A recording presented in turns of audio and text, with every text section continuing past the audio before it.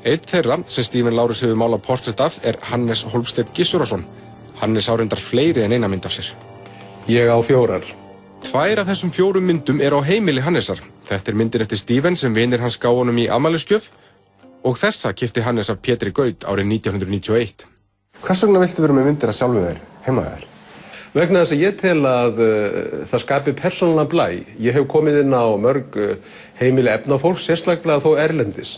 Þar sem að allt ópersónulegt, þar sem að ekki neitt rætt það eða sýnt á neitt hátt hver maðurinn hvaða áhugamál hann hefur. Þannig að ég tel að þetta sé einn þátturinn í því að tilkynna fólki á einhvern hátt að hérna búi þessi maður.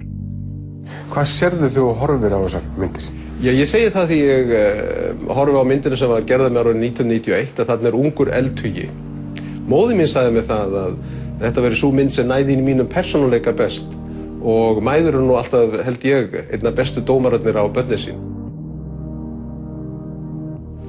Myndina mér sem að mér var gefin á 60. afmælinu, ég les miklu frekar út úr henni mann sem að búinn að gera ýmislegt, búinn að læra margt, orðinn dálítið sjóaður, en á hins vegar mjög margt eftir og ætlar sér að nýta þá reynslu sem hann hefur öðlast á þessum 60 árum sem hann hefur lifað til þess að skrifa einhver fleiri verk. Og þess vegna held ég að myndin hafi sömu leyti dýpkað, en ég held samt að eldfjallið sé ekki orðið að hrauni. En þetta ekki stöðutákn líka? Það getur vel verið, en ég ekki alveg viss um að það sé neitt á móti stöðutákni. Ef að mönnum gengur vel í lífinu, af hverju mega þeir ekki láta aðra njóta þess með þeim með því að vera með stöðutákn.